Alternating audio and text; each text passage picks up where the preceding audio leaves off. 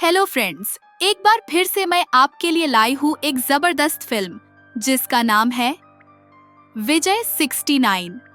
यह कहानी एक रिटायर्ड स्विमर की है जो पहले क्लबों में स्विमिंग सिखाया करता था। अब जब वह रिटायर हो चुका है, स्विमिंग ही उसका शौक है और वह अपनी जिंदगी का अगला कदम भी इसी क्षेत्र में रखना चाहता था। यह घटना एक रात की है जब वह समुद्र के किनारे अकेला चल रहा था। हम देखते हैं कि विजय ईंटों से बनी बाउंड्री के ऊपर चढ़ता है और ऐसा लग रहा था जैसे वह नीचे कूदने वाला है। अपनी जान देने के इरादे से वह कई बार प्रयास करता है और खुद को आत्महत्या की स्थिति में तैयार करता है। तभी पीछे से एक टैक्सी आती है जिसमें विजय के घर का केयरटेकर थी। विजय अकेला रहता था क्योंकि उसकी पत्नी काफी पहले गुजर चुकी थी। केयरटेकर उसे आवाज लगाते हैं, विजय तुम क्या कर रहे हो? लेकिन विजय किसी की सुनने वाला नहीं था। फिर अचानक एक तेज आवाज होती है। सुबह होते ही हम देखते हैं कि विजय की मौत हो चुकी है। लोग उसकी अंतिम यात्रा के लिए चर्च में एकत्रित होते हैं। इनमें विजय का परिवार भी मौजूद होता है। उसकी बेटी, दामाद और पोते भी आए होते हैं। साथ ही कुछ दोस्त भी होते हैं जो विजय के साथ पार्कों में समय बिताते थे। सब लोग विजय के इस कदम को लेकर दुखी होते हैं क्योंकि वह क्यों आत्महत्या कर बैठा, यह कोई नहीं समझ पा रहा था। बच्चे आपस में यह बातें करते हैं कि विजय अंकल की बॉडी नहीं मिली। बख्शी आंटी ने उन्हें सी साइड में देखा था और एक तेज आवाज सुनी थी। फिर उनकी बॉडी भी नहीं मिली। लगता है वह समुद्र में बह गए होंगे या फिर शायद उनका भूत बन गया होगा। फिर विजय के एक दोस्त को स्टेज पर बुलाया जाता है ताकि वह विजय के जीवन के बारे में कुछ शब्द कह सके। हालांकि उसके पास पहले से लिखी हुई एक स्पीच थी जिसमें वह विजय के बारे में बोलने वाला था, लेकिन उसे बहुत सारे वाक्य बदलने पड़े। वह शुरुआत में विजय और उसकी दोस्ती के बारे में बताता है। 30 साल पहले जब विजय की पत्नी कैंसर से जूझ रही थी, तब मैंने उसे कैंसर सेंटर में लाया था। तब से हम अच्छे दोस्त बन गए थे। विजय के अचीवमेंट्स के बजाय वह बताता है कि विजय मेरे साथ रमी खेलता था और हर बार हार जाता था। वह अच्छा डांसर भी था और हमारी ग्रुप में विजय ही वह था जो गालियां देता था, लेकिन दिल से बहुत अच्छा था। फ्यूनरल के बाद चर्च का दरवाजा जोर से खुलता है और सभी लोग हैरान रह जाते हैं जब विजय सामने आता है। बच्चे चिल्लाते हैं, भूत भूत। विजय अपने घर में घुसता है जहां उसका दोस्त पहले से ही ऑनलाइन एक कॉफिन ऑर्डर कर चुका था। विजय गुस्से में बोलता है, तुमने मुझे मारने की प्लानिंग कर दी थी और अब यह कॉफिन मंगवाया था। उसके दोस्त कहते हैं, हम कैसे जान सकते थे? बख्शी जी ने आवाज सुनी थी कि कोई कूद गया और तुम्हारी बॉडी नहीं मिली, तो हम समझे कि तुम कूद गए थे। विजय बताता है, मैं पानी के पास खड़ा था, स्विमिंग की प्रैक्टिस कर रहा था, तभी बख्शी जी ने मुझे गलत समझा। इसके बाद मैंने नितिन के पास जाकर शराब पी थी और वहीं सो गया। जब मुझे पता चला कि लोग मुझे मर चुका समझ रहे हैं, तो मैं भागकर चर्च आया। विजय की बेटी गुस्से में कहती है, पापा आप 69 साल के हो गए हैं और इतनी रात को बिना फोन के बाहर गए थे। आपको शराब नहीं पीनी चाहिए थी। विजय जवाब देता है, ठीक है, अब मैं शराब नहीं पीऊंगा। विजय फिर अपने दोस्त को डांटते हुए कहता है, तुमने मेरे बारे में जो बातें लिखी वह बहुत ही घटिया थीं। तुमने यह क्यों नहीं लिखा कि मैं एक स्विमर था और मैंने ब्रॉन्ज मेडल जीता था? विजय का दोस्त कहता है, तूने तो बहुत कुछ हासिल नहीं किया, तो मैं क्या लिखूं?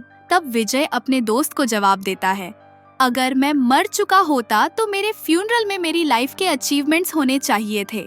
और फिर वह अपने दोस्त को बताता है कि उसे क्या लिखना चाहिए। विजय अपने जीवन के बारे में सोचते हुए एक पंक्ति में अपने ब्रॉन्ज मेडल का जिक्र करता है, लेकिन दूसरे कॉलम में वह खुद को नहीं लिख पाता। वह कॉफिन को देखता रहता है, लेकिन कोई शब्द उसके मन से निकलकर कागज पर नहीं आते।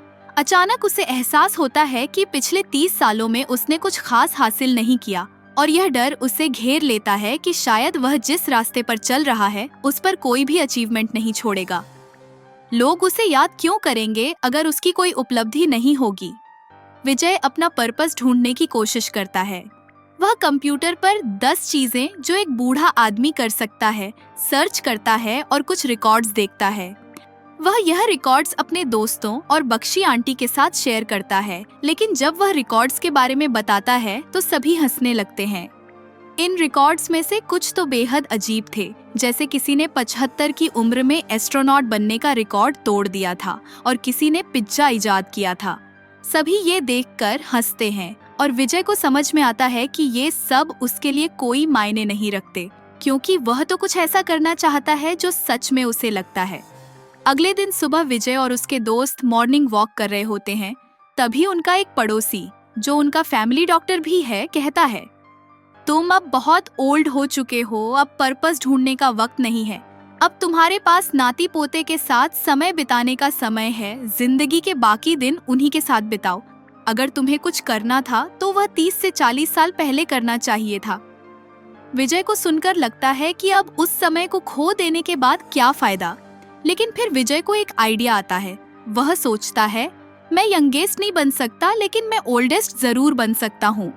और फिर वह एक ट्रायथलॉन के बारे में सुनता है, जिसमें अलग अलग खेल जैसे साइकिलिंग, रनिंग और स्विमिंग शामिल होते हैं। वह पूरी तरह से तैयार हो जाता है कि वह इसमें भाग लेगा। हालांकि उसके दोस्त उसे हंसते हुए कहते हैं कि वह इतना बूढ़ा हो चुका है कि यह सब करना उसकी उम्र के हिसाब से संभव नहीं होगा। विजय फिर भी हार नहीं मानता और अपनी योजना को अंजाम देने के लिए ट्रायथलॉन एसोसिएशन से संपर्क करता है। वहाँ उसे यह कहकर रिजेक्ट कर दिया जाता है कि उसकी उम्र के हिसाब से ये सब करना खतरे से खाली नहीं होगा। लेकिन विजय हार मानने वाला नहीं है और वह एसोसिएशन से कहता है कि मैं स्विमर था और ब्रॉन्ज मेडल भी जीता था। फिर भी उसकी बातों का किसी पर असर नहीं होता। फिर वह मायूस होकर लौट जाता है। लेकिन विजय अपने पोते को स्विमिंग सिखाता है। उसके पोते का स्कूल में स्विमिंग प्रतियोगिता होता है। जब विजय अपने पोते को प्रैक्टिस कराने के लिए ले जाता है तो कुछ लोग उसे देखकर मजाक उड़ाते हैं। विजय को यह गुस्सा आता है और वह अपना टी शर्ट उतारकर पानी में कूद जाता है। सभी बच्चे हंसते हुए देखते हैं, लेकिन एक चीफ गेस्ट जो पहले विजय के साथ प्रतियोगिता में भाग ले चुका था, वह उसे देखकर कहता है, 30 साल बाद आज तुझसे मिल रहा हूँ। तू इतना अच्छा स्विमर था। तू चाहता तो मुझे हरा सकता था अगर तूने थोड़ी और प्रैक्टिस की होती।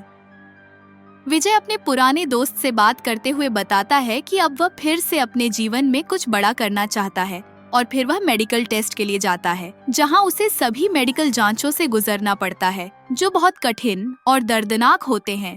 लेकिन विजय अपनी मंजिल पाने के लिए सब कुछ सहता है। आखिरकार उसे मेडिकल टेस्ट में सफलता मिलती है और वह अपनी योजना को पूरा करने के करीब पहुंचता है। अब उसकी प्रैक्टिस शुरू होने वाली थी। एक सुबह जब विजय साइकिल पर सवार होकर ट्रेनिंग के लिए निकलता है, तब बख्शी उसे बीपी चेक करते हैं, जो कि थोड़ी ज्यादा बढ़ी हुई थी। विजय इन सारी बातों को नजरअंदाज करता है और साइकिल पर निकल पड़ता है। शुरुआत तो करता है, लेकिन कुछ ही दूर जाकर वह थक जाता है। दूसरी ओर आदित्य भी अपनी ट्रेनिंग कर रहा था और उसके पिता उसे सख्ती से प्रशिक्षित कर रहे थे।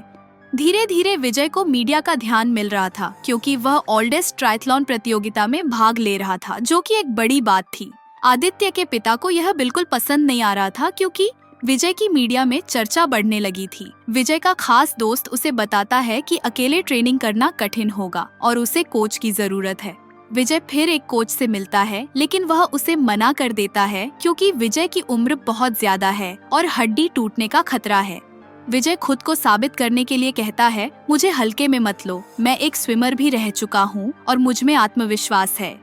कोच इसके बाद कहता है, ठीक है, लाख रुपये चाहिए मुझे, तब मैं तुम्हें ट्रेनिंग दूंगा। विजय फिर अपनी ट्रेनिंग शुरू करता है, जो कि बहुत कठिन और असामान्य तरीके से होती है, जैसे गाड़ी से बांधकर तेज दौड़ना और हाई अल्टीट्यूड पर साइकिलिंग करना। इस प्रकार की ट्रेनिंग विजय को बीमार करने वाली होती है, लेकिन वह हार नहीं मानता और लगातार मेहनत करता रहता है। आदित्य को धीरे धीरे नजरअंदाज किया जाने लगता है, क्योंकि विजय की उम्र में इतनी कठिनाई के बावजूद मेहनत करने की कहानी मीडिया में चल रही होती है। आदित्य के पिता विजय के बढ़ते पॉपुलैरिटी से परेशान हो जाते हैं और मीडिया को विजय के जन्म प्रमाण पत्र में बदलाव की जानकारी देते हैं, ये साबित करने के लिए कि विजय की उम्र 69 नहीं बल्कि 64 है। विजय को जब इस बारे में पता चलता है तो वह मीडिया के सवालों का जवाब गालियों से देता है और कैमरे को तोड़ने की धमकी देता है। इसके चलते उसकी स्पॉन्सरशिप भी छीन ली जाती है। फिर हम देखते हैं कि विजय का प्री ट्रायथलॉन इवेंट शुरू होता है। विजय अच्छा प्रदर्शन करता है और आदित्य को पीछे छोड़ता है, लेकिन साइकिल चलाते वक्त उसकी सांस फूलने लगती है और वह गिरकर बेहोश हो जाता है। उसे अस्पताल में भर्ती कराया जाता है, जहां डॉक्टर बताते हैं कि उसकी स्पाइन में हल्की चोट है, लेकिन वह फिट है। विजय कोच को बताता है कि 2 हफ्तों में वह फिर से ट्रेनिंग शुरू करेगा। हालांकि विजय के परिवार के सदस्य इस फैसले से खुश नहीं थे, लेकिन विजय ने किसी की सुनने के बजाय अपने निर्णय पर अडिग रहकर आगे बढ़ने की ठान ली। इसी दौरान आदित्य को भी चोट लग जाती है और वह उसी अस्पताल में भर्ती होता है। विजय के मीडिया से हुई अनबन के कारण उसकी और आदित्य के पापा की टेंशन बढ़ जाती है। आदित्य के पिता विजय के खिलाफ साजिशें रचते हैं और विजय के पुराने मेडिकल रिपोर्ट्स एसोसिएशन को भेजकर उसकी सच्ची उम्र को बेनकाब करने की कोशिश करते हैं। विजय के लिए हर रास्ता बंद होने लगता है और वह अपनी पत्नी को याद करता है, जिसकी कैंसर के कारण मृत्यु हो गई थी। वह अपनी पत्नी के इलाज के लिए अपने सपने को छोड़कर उसकी सेवा करने गया था। विजय ने अपने पूरे जीवन का सपना त्याग दिया था ताकि वह अपनी परिवार की जिम्मेदारी निभा सके। उसकी ट्रेनर ने भी उसे छोड़ दिया था और विजय को एहसास होता है कि वह अपने परिवार के लिए अपने सपने को छोड़ चुका है। विजय को कई कठिनाइयों का सामना करना पड़ा, लेकिन उसने कभी हार नहीं मानी। मीडिया का दबाव था और उसे अपनी उम्र के कारण कठिनाई हो रही थी, क्योंकि लोग उसे कम उम्र के बच्चों के मुकाबले ज्यादा आक्रामक मानते थे। एक दिन आदित्य विजय को अपने साथ ट्रेनिंग करने का प्रस्ताव देता है। वह कहता है, तुमने मुझे तब समझा था जब मेरे पापा मेरे साथ नहीं थे। तुमने अपनी फोन भी मुझे दी थी। अब से मैं तुम्हें ट्रेन करूंगा। जो भी मैं करता हूँ उतना ही तुम्हें भी करना होगा, बस यही काफी है। विजय आदित्य की मदद से प्रैक्टिस करता है, उम्मीद करते हुए कि वह ट्रायथलॉन में भाग ले सकेगा। लेकिन विजय की मेडिकल रिपोर्ट्स की जांच होती है, जिसमें उसकी हाई बीपी, हार्ट रेट और शुगर की समस्याओं का खुलासा होता है। इन रिपोर्ट्स की वजह से एसोसिएशन उसे प्रतियोगिता में भाग लेने से मना कर देता है। विजय गुस्से में कहता है, मेरे उम्र में क्या है, मुझे अपने बच्चों को पालना है, मुझे जिम्मेदारियां निभानी है और मैं एक एडल्ट हूँ। आपको क्या दिक्कत है? लेकिन एसोसिएशन उसकी बात नहीं सुनता और वह एक बार फिर से असफल हो जाता है। फिर विजय मिस्टर बख्शी और अपने दोस्त के साथ ट्रायथलॉन देखने जाता है और वह आदित्य को प्रोत्साहित करने के लिए कहता है। विजय का दिल बहुत खराब होता है क्योंकि वह अपने सपने को पूरा नहीं कर सका। उसकी पत्नी एना, जो कैंसर से जूझ रही थी, ने उसे अपने सपने को त्यागने के लिए कहा था। विजय अब चाहता था कि जो भी मेडल वह जीतेगा वह एना के नाम करेगा। ट्रायथलॉन के दिन विजय और उसके दोस्त वहां पहुंचते हैं। आदित्य तैयार हो रहा होता है और मंत्री जी भी आ जाते हैं। मिस्टर बख्शी मंत्री जी से विजय के बारे में बात करते हैं और उन्हें विजय का मामला बताते हैं। मंत्री जी विजय का पंजीकरण आधे घंटे में करवाने का आदेश देते हैं। अब विजय फिर से प्रतियोगिता में भाग ले सकता है। रेस शुरू होती है और विजय धीरे धीरे सभी रुकावटों को पार करता जाता है। जब साइकिलिंग की बारी आती है तो विजय को सांस लेने में कठिनाई होती है, लेकिन तभी उसका दोस्त उसके पास आता है और उसे पुराने गाने को सुनाता है। यह गाना और एक पुरानी तस्वीर जिसमें विजय और एना साथ थे, विजय को एक नई ऊर्जा देता है। विजय खुद को संभालते हुए चढ़ाई को पार करता है और रेस को पूरा करता है। आखिरकार विजय अपने दोस्तों और आदित्य के साथ जीत का जश्न मनाता है। विजय ने यह साबित कर दिया कि उम्र केवल एक संख्या होती है और अगर इरादा मजबूत हो तो कुछ भी हासिल किया जा सकता है। इस फिल्म ने यह सिखाया कि अपने सपनों को पूरा करने के लिए कोई भी उम्र रुकावट नहीं हो सकती, अगर आपके पास समर्पण और इमोशनल बॉन्डिंग हो। विजय का सफर एक प्रेरणा बन जाता है। आशा है कि आपको विजय 69 फिल्म की एक्सप्लेनेशन पसंद आई होगी। अगर आपको यह वीडियो पसंद आया हो तो लाइक और कमेंट जरूर करें। मिलते हैं अगले वीडियो में। तब तक के लिए बाय।